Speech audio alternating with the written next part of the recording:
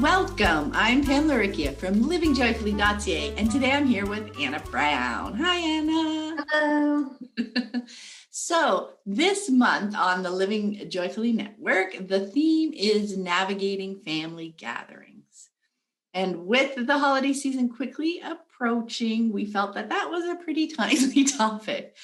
But that said, our exploration will definitely be applicable throughout the year, right? So from birthday parties to weddings to family reunions, all manner of family celebrations. So we thought this would be a really fun time to tackle this one. Yes. All right. So the first topic up for discussion or idea is that attending family gatherings really is a choice. Because so often we can feel heavy with obligations and expectations and really just thinking we have to go. And just that step to remember, oh, we really do have a choice can be so empowering, right? It truly is a choice. And now we get to start digging a little bit deeper, right? Exploring our why. Why might we want to go? What might happen if we don't go?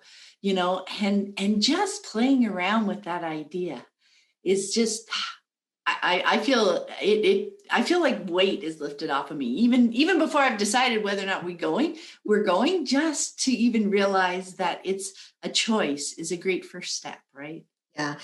I just think it's so important to start here. I think before with all of it, set it aside, start here, because we can have so many voices in our head when it comes to family gatherings. But the truth is, it is a choice. And we just have to remind ourselves of that sometime. We can attend, we cannot attend, switch it up, change the day, whatever it is, it's all a choice that we can make. And when we come from that place of choice, we feel so much more empowered. And this is, of course, we talk about across different realms, but it definitely applies here. And, I do want to add quickly, though, for people that are coming from, abusive or traumatic environments, choice is even more important or just as important because, you don't ever have to put yourself or your children's in harm's way, period, to please someone else or to fit a role or to do something that you think you're supposed to do, period. So, that's why we start with choice.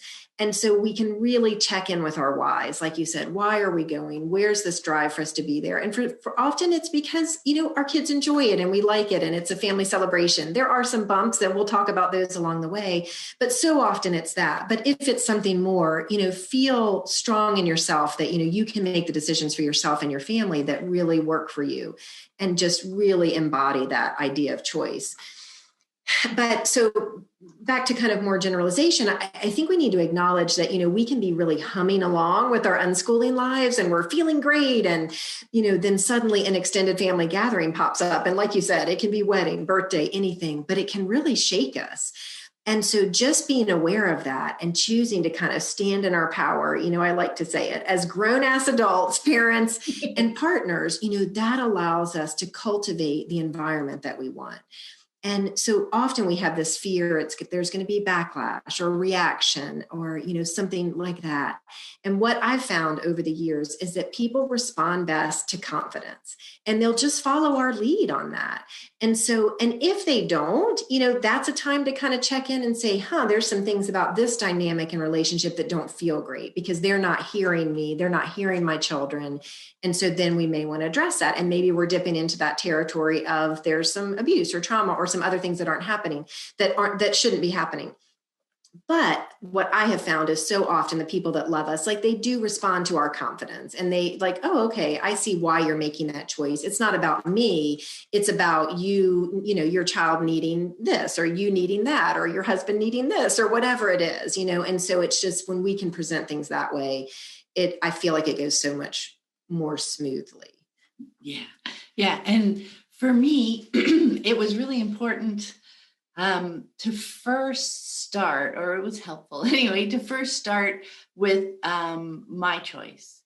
And then the next step was to get to how it might be received.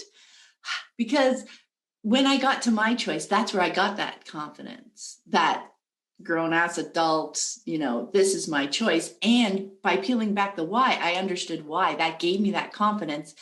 And then I was in a much better place to start dealing with what I think, what reactions might be to whatever my choice is. But first, getting really strong in my choice was really important. And, something that really helped me, certainly early on, was remembering that, if something happened, like if I got really sick, if I got a bad flu or my kid got sick or, just some emergency like thing came up, we would not be attending and there would not be an eye batted. Like it would just be like, oh, of course you're not coming. Your kid's throwing up in the bathroom or, whatever.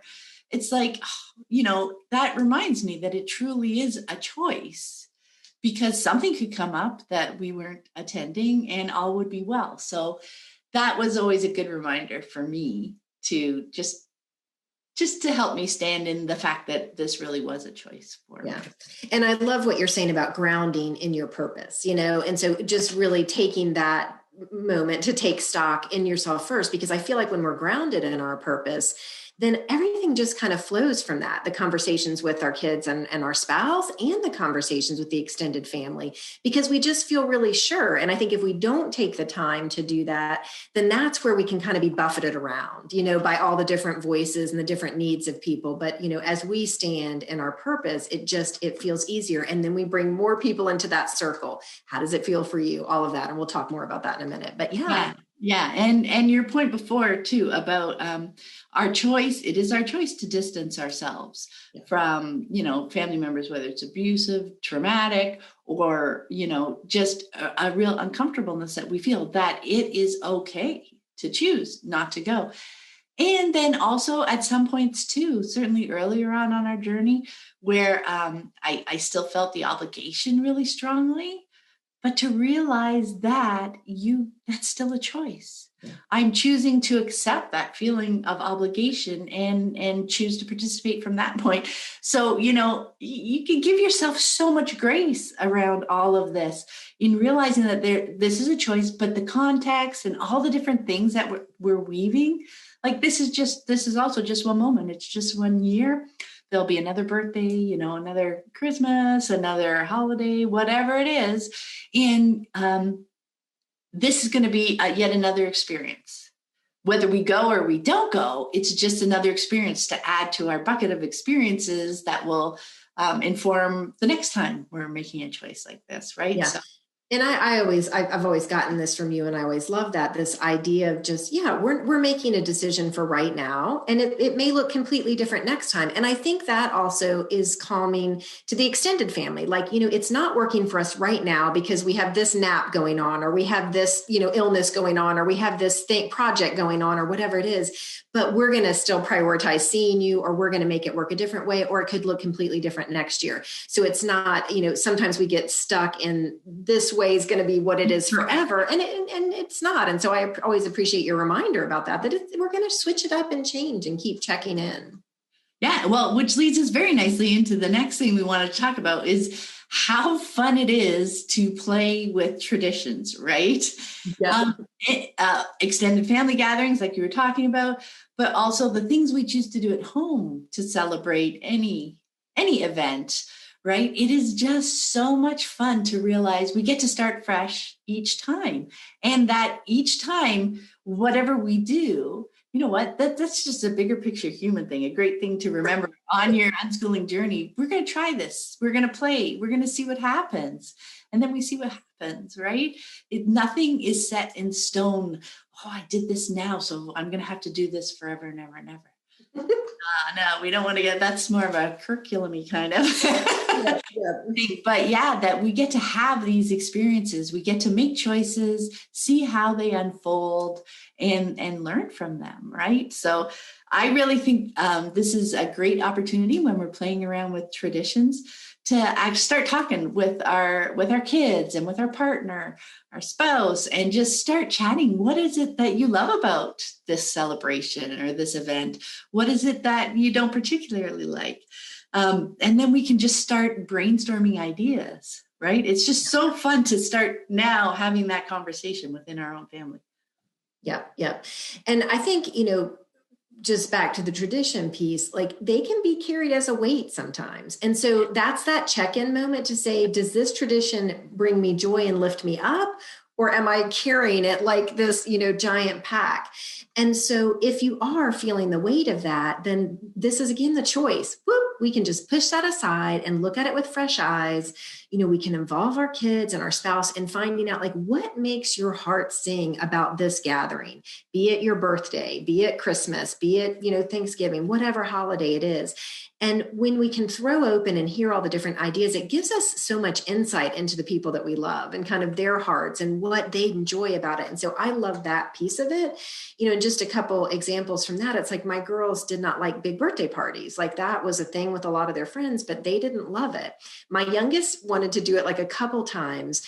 But she wanted it the day after her birthday because she really loved her quiet family birthday that we had kind of a tradition of favorite meal, all 3 meals. And, we'd play games and, my sister would come and my mom and that kind of thing. And so that's what she wanted. And she tried on the big party the next day, but it, was like, not my thing. And so, but so many people love big parties, but that, finding out those nuances. And I've known some friends that have switched to opening their presents on Christmas Eve. And, it let go of all this stress. And I thought it sounded super fun. So I took it to the girls when they were younger. I'm like, we could open everything on Christmas Eve. And they were like, no, we want to open in the morning. But then they were like, but could we open one thing? And I'm like, yes, we can open one thing, and so that's the fun of it. Like, how do these things feel? And trying on all the different pieces, is just so great. And then like when you're talking about how, again, just finding out what people love about an event, I like that idea because I feel like that's the way we can maximize it for fun. And that makes it better for everybody involved, not just you and your family, I mean, for everybody involved. And so it's things like they love their cousins, but they don't like the food, or they love seeing everybody, but it goes too long sometimes. Or, they don't like leaving their new toys if it's a holiday or whatever. I like cooking, but I don't like the cleaning up afterwards. So I like when people can swoop in and do that. And I don't mind making a meal for 15 people. And I found that I've enjoyed, I like being with the kids and kind of popping in and out of the adults more. But so these are things, if we can kind of talk about and know, like, okay, we can maximize all these things to make this gathering so fun for everybody. Yeah, I love that. And I love the piece that just asking these questions helps us learn so much more about our kids, right? And our partner. Yeah. We learn, it is so fun to hear the bits that they love. Because, sometimes it's a surprise, right? Because we're busy planning the whole thing, and to know what connected, what resonated with them is just really fun to hear, right? And it makes it fun, the planning piece so fun moving forward, because it's like, okay, there's this bit and this bit and this bit, and they get to know each other too. Right? As in, even if you're having conversations individually with them, it's like, oh yeah, so we'll definitely do that. And, your brother thought this piece was really cool, so we're going to do that too, so then everybody also has a heads up as to what things are going to look like. So it's not like a surprise or anything to them. I think that is just so helpful and fun to learn a little bit more about what they like. And it's so fun to see how it meshes with their personality, how it meshes with so that personality then rolls into the things that they like and how they like it. It's just knowing them as a person, right? And that's just so fun. It's so fun. And so many of those ideas that you were talking about there, let's dive into that a little bit, which is how we want to set the stage for this enjoyable gathering. So we're gathering all those pieces, the things that they didn't like, the things that they maybe like. And this is, of course, going back to the fact that whatever event or that we're thinking about at the moment, we've chosen at this point to, for whatever reasons, and we're grounded in our why, right? We've chosen to go ahead to let's focus on family gatherings here, but now it's a whole new creative energy, I find, that I bring to it, because now we've chosen and I know why we're choosing, right? So now it's all about making it more fun and more enjoyable. within, the context of whatever the gathering is, right? It's just the whole idea of just moving beyond the have to. Like, even if nothing's literally changed from anybody else looking out inside, this is a Thanksgiving and we all expect you to show up.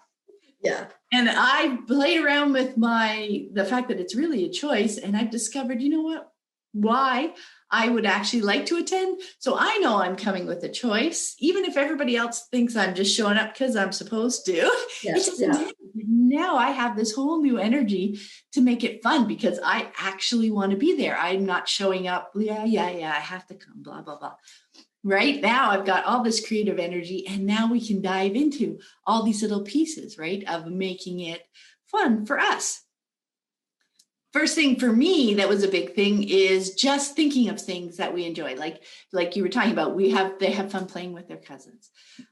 So some things we've done is bring board games or bring card games. Some years I brought things like word searches, like just printed out a bunch of stuff, right? Little games, pen and paper games that we can have on the table for people to do. And sometimes those have been a big hit, right?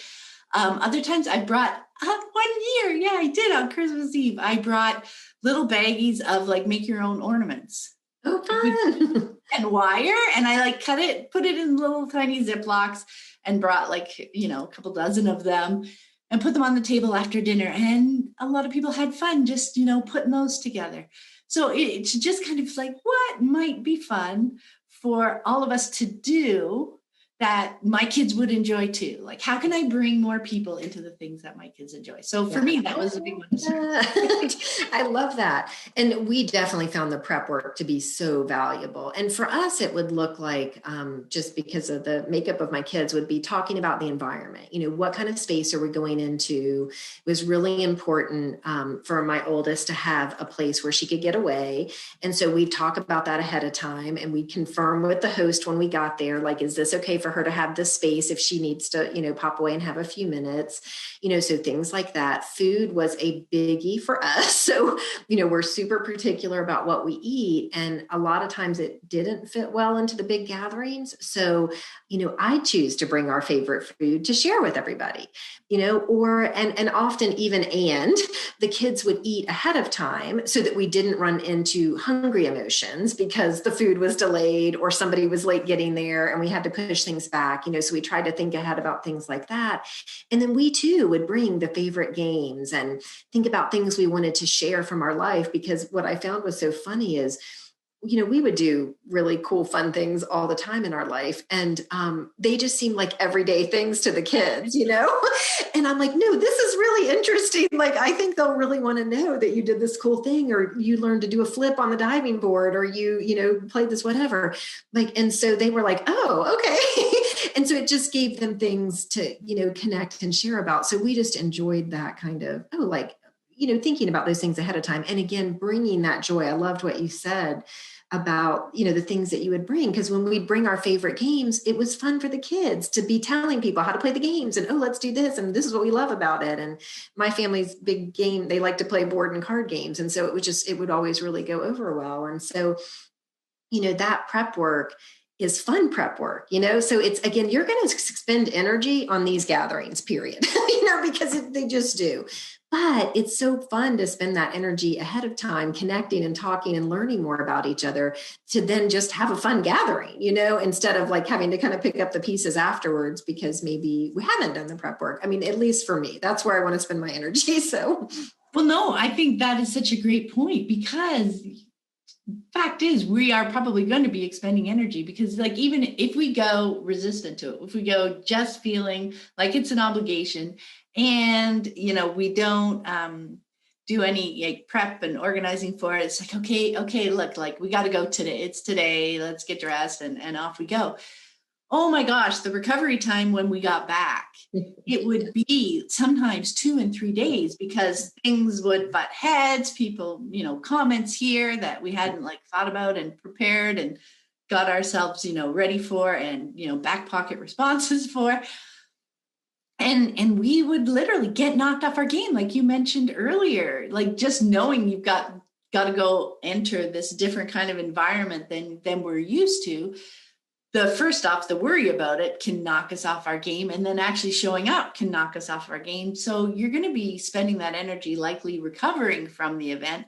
So to minimize the recovery, I'm not saying it's going to be perfect.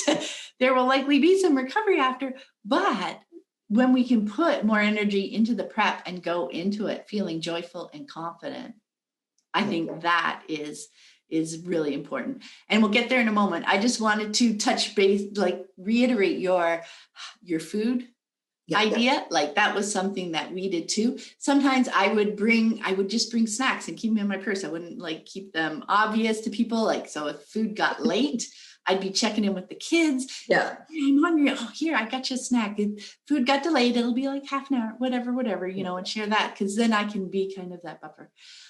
So food was a big one too. There's another one that was important for us or valuable for us at some point, which was the choosing when to leave. So we would have discussions like that too. It's like, you know what, dinner, lasts this long, but once we've had dessert, then we'll be able to leave, and then it doesn't mean that you have to, because if things are going well at that point and everybody's happy, tickety boo, then you wait till things wind down. But, having that discussion, like, oh, I don't like that it lasts forever, whatever, or I have something that I would like to get back to. But knowing that even when you leave is a choice and is open to play with, that was a big helpful thing for us. Like if one of us said, this is kind of enough now, we could be out in the car in 3 minutes, right? Yeah. So all those everything is up to play with. The things that you bring, like you were talking about, talking with your daughters about, the things that they might share when people ask questions, because, very often when you're going into these larger extended family gatherings, it's the same typical kinds of questions. So you can kind of prep answers and say, oh, yeah, they'd be, or, grandma's been really into puzzles lately. You can ask her about her puzzle or, things like that. So you can help your children, but it helps us too, just preparing back pocket conversation starters for ourselves. So all that, just that thought and energy to make it more joyful, to set it up that way is really helpful. So now let's move into showing up. So we've done this prep work now, and we've got our toolbox of possibilities. Because there were times when I brought stuff and an opportunity just didn't arise. And that's totally fine too, because you want to show up without the expectations, right? I did all this work and now we're all of a sudden expecting everybody else to fall in line with what we thought. No, that's not going to work either. For us, because we don't want to walk into their expectations and we don't want to come in with expectations, but we're coming in with the bag of tricks full of possibilities, right? And at that point, what really helped me was just, okay, now I am out of my head from all that prep work and everything. And now I'm just going to be present and I'm going to be in the moment and see how that flows. But I'm coming in with a joyful and grounded kind of presence, right? And for me, that was that positive energy that I came in with so often made a huge difference in how the event played out, right? Yeah. I mean, that's it. We've done that prep work, it's like we've made our choices and we picked our traditions, and it's like, yeah, at that point, I just want to enjoy it, and what I found is that's all about my energy that like, that's the driver there. And so kind of the one last tool that I think about before I'm going in is just, I remind myself, like, what do I love about this gathering? What do I love or enjoy about the people that we're going to see? Because there are things, or I wouldn't have made the choice to go. So, when I can remind myself like what I love about it, that just that gets me to that energy place. That gets me where I want to be, so that when I arrive, I feel like it's kind of like when we talk about, meet your children with love when they come down the stairs, like your face lights up. Like that's the energy I want to come into that gathering with, because again, it's a place I've chosen to go. There's something there that I love or that feeds me or my family.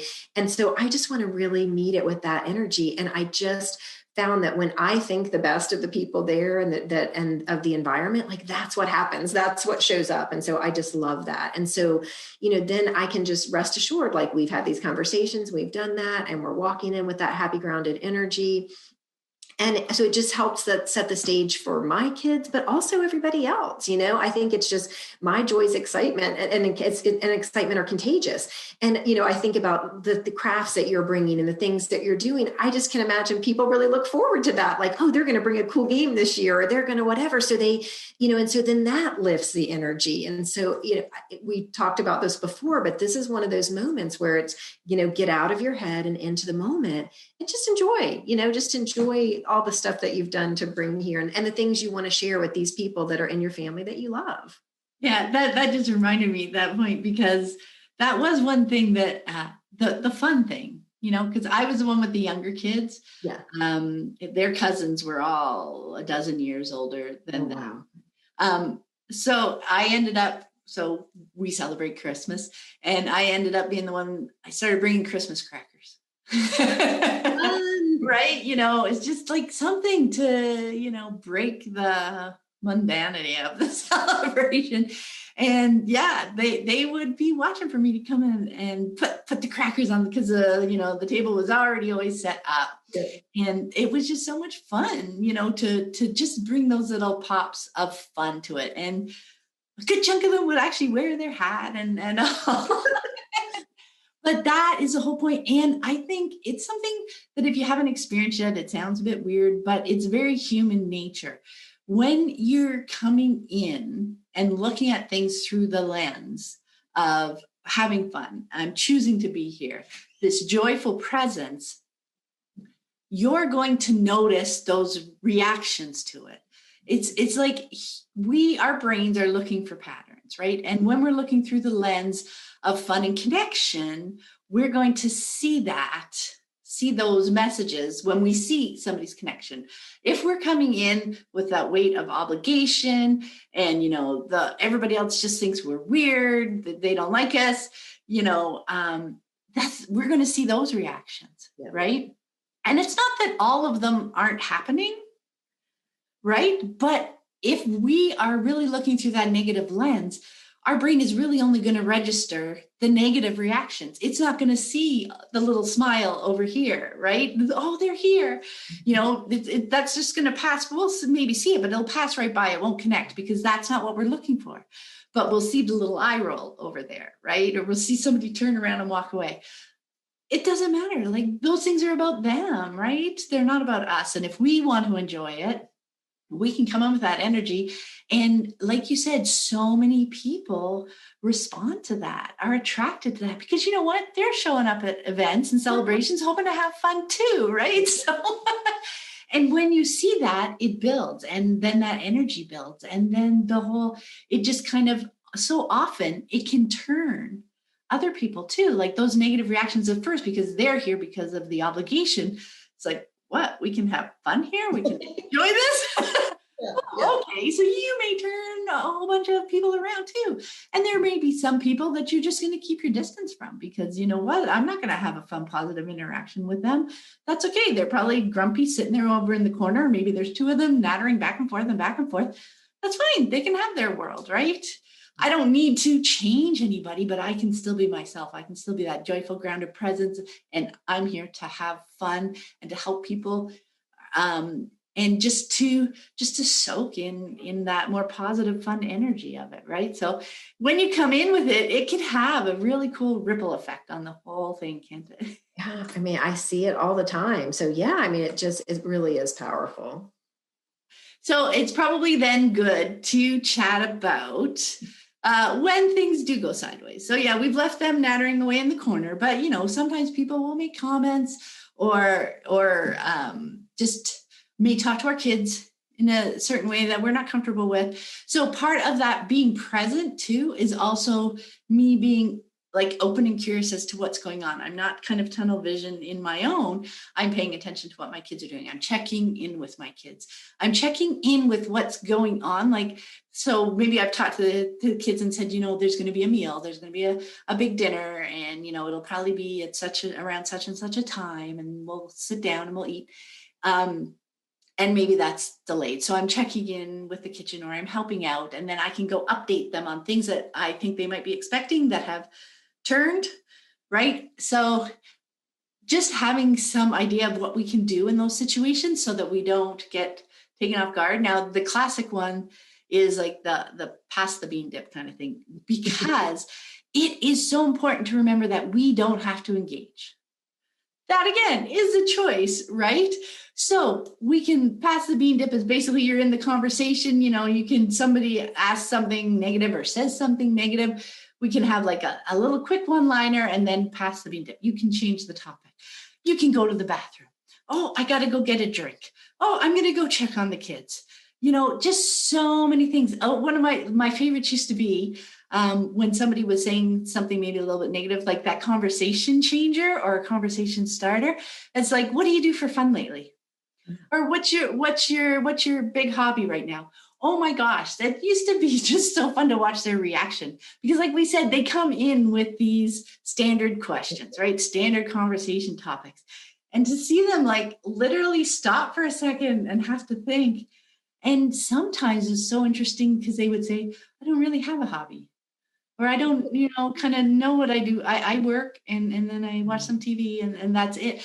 But even just planting that little seed that, you can have fun, you're an adult, or you can have a hobby outside of work, so it was just so fun to have completely different questions, easy back pocket ways that I can change the conversation when I choose to stay in the conversation with them, right? Yeah. So that was one of my big ones. Well, and I mean, so I was thinking in sideways, even in terms of like the kids, because it's like we've all been there, the best laid plans and all of that. And for me, you did mention this, it's the presence was the key. Like in terms of, I wanted to hang out with the kids. At the very least, I was checking in frequently, especially if we had a lot of kids or cousins or friends, if it was a birthday party, because so often in those things, you'll see adults over here and kids in a completely different space. And I think it's important to realize it's a lot to ask kids to negotiate at extended gatherings when they're with people that they rarely see, that they don't really know how the dynamics work and all of those pieces. And so, it really is helpful to have some facilitation and just somebody that's kind of just, there to check in and see what's going on. And because just simple things like while we might have eaten before we came there, I remember times when cousins were melting down because the meal was delayed and they were starving. But, me kind of keeping an eye and checking in and validating the kids, then I could help them get their needs met too. And so, because everybody wants to have a good time, but it's hard when you're hungry and you're in a new space and your parents are doing something else and not listening to you, it's just like, so being present was just really important to me to kind of manage if there was any kind of upset. And like I said, we had that space carved out ahead of time. And so if things got rough or somebody was, melting or having problems, it's like, hey, let's go, all of us, the three of us or the two of us, whoever needed to go, like, let's go regroup. And maybe we play a game on the Switch, or at the time it'd be the Nintendo, like little ones.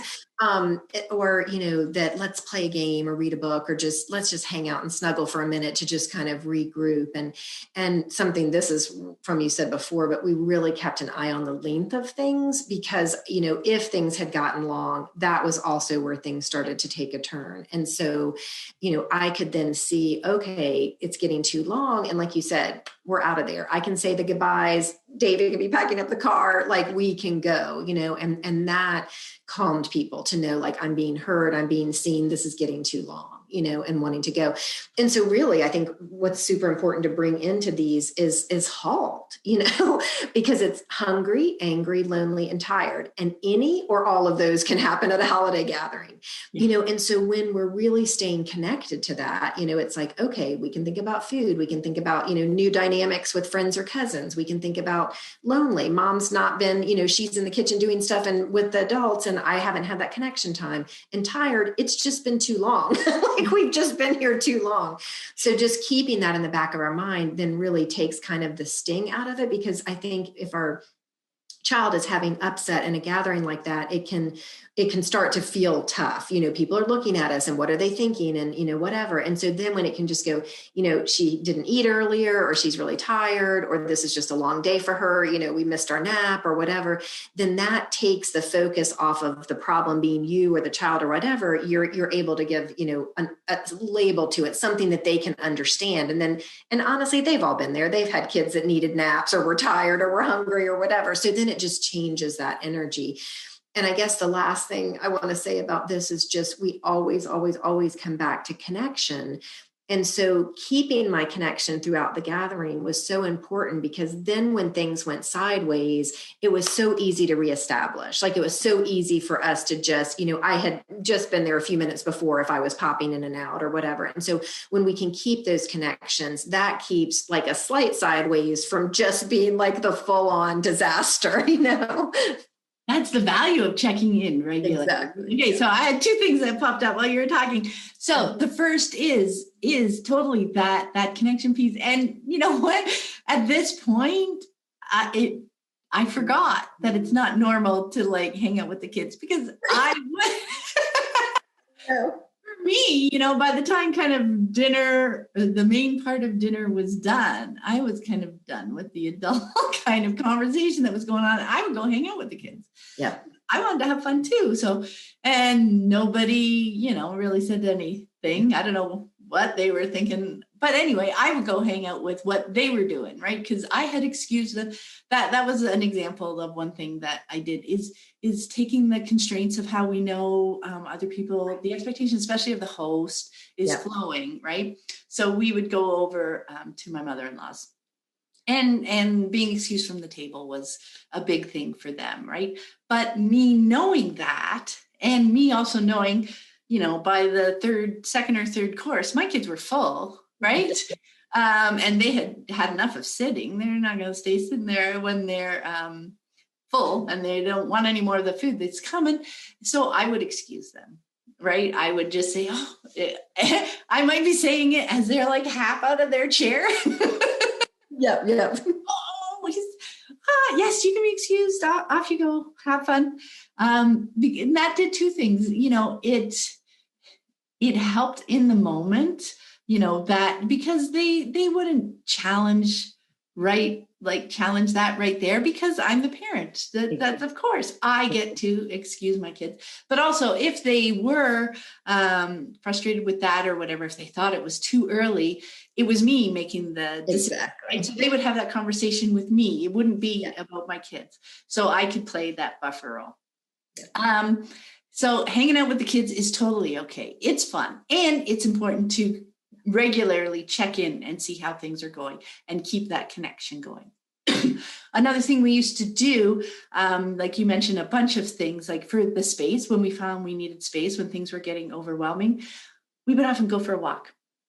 Yeah. It was really helpful at Christmas because we could say, we're going to go for a walk in the neighborhood, see the lights. Yeah. Because we lived rurally, but they didn't. So, just a bit of fresh air, a bit of quiet, because then there's not the echoey of inside a house or inside a building, right? And we could just get out there. And then at this point, often it's dark. So then you got the moon to look at, and you do have the lights and stuff. And then we could just have free flowing conversations of ourselves. We didn't have to worry about, it just felt more open. So that was a trick that we used. The other thing I wanted to mention, because I don't think we brought this up yet, in the vein of things going sideways. When we're talking with people, for me, this was not the place to bring up things that I was feeling challenged about, right? Because so often, this is they're catching up and they're like, and people like to complain. People like to complain about their lives. And they, in that sense, they like other people to complain. So we can, in trying to commiserate with them, maybe we can without thinking, get pulled into like maybe complaining about our kids or complaining about something I'm feeling a little bit frustrated about X, Y, or Z or whatever's going on in my life. But truly, this was not the place to bring that up, because they weren't trying to live the same lifestyle that I'm trying to live, right? So obviously the responses I'm going to get aren't going to be very helpful for me. Like most often, if your kids aren't going to school and you're going to a larger, more conventional gathering and you complain about something, the first answer is going to be, yeah, you should send them to school. You will have, you get so much more time, blah, blah, blah, and from their perspective, that seems like such a logical answer. Right. And you can understand, but it is not helpful for us at all because that's not the choice that we want to make. So we're not really going to get any helpful suggestions. So coming in with that joyful presence, with that confidence that we are enjoying, this is what we're doing. And again, it's like, this is working really well for us right now.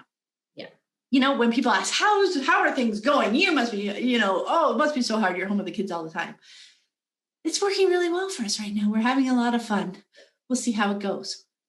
You can't. That was it. Yeah. Yeah, I agree.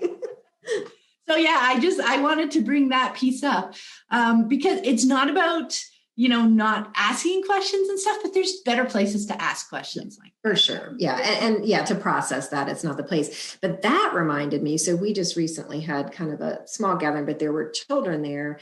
And it started to go the direction of that, like complaining about the children. And what I was able to do is connect with the children and get excited about what they were sharing, because it was kind of this like, no, the grownups are talking kind of thing, because there wasn't a lot of kids there. And I was like, oh my gosh, tell me about that. Is that your baby, or that's your whatever? And what do you want? This. And then it was so interesting to see the change in the parents, because they love their kids and are really, are connected, but they would just thought they were supposed to, not be interrupting or not be whatever. And so, that's the other power that we have at these gatherings, is to be that joyful voice, to be excited about the kids, to share the things they're interested in. And oh my gosh, those kids love telling me all these things that, and they're younger, so much younger than mine. So it was kind of fun for me to like hear what were they into and what were the things they were excited about. And so, yeah, it's just that, kind of know your audience. I love that piece. Like, do not bring, unschooling or parenting questions to a gathering like that. There's plenty of places to ask those questions, but also just know that you can change the energy around those discussions and complaining times. And people really then kind of, they want to jump onto that too. Like it can spiral, or you can keep it lifting up. Yeah. Oh, and that reminded me too, just how many fun conversations we have with the kids. So I'm going to check in with my kids, and, there's a whole bunch of other kids around, and you could end up staying there for half an hour, just having because all of a sudden somebody's listening to them. An adult is listening to them and is excited about what they're excited about. Yeah. And it's just so fun when they get to talk about something that they love. Right. And, so often within, so they're likely going to school and they've got all that kind of pressure. They don't have a lot of time, whether or not their parents are having those deeper conversations with them. Right. You don't know, but to have an adult who's excited and just connects with them over that. Really beautiful. It's so beautiful, right? Yes. All right. Well, best of luck to everybody as they navigate first their choice to attend family gatherings during this holiday season and at any time of the year. It really is a choice. Lean into that choice and really decide. And remember, I'm going to try this for now, and we'll see how things go, right? We're going to learn more with every choice that we make. And best of all, have so much fun with your prep work, and do your best to have fun when you're there. Because like you said, we're showing up. We have reasons why we're showing up, things we want to enjoy. Go and enjoy them, right? Yes, definitely. Oh, thank you so much for taking the time to speak with me, Anna, on this. And I found it so inspiring. It reminds me to do all those same things. Yeah, it's getting me excited about all of it. So yeah, it's great. Have a great day. Bye. Take care. Bye-bye.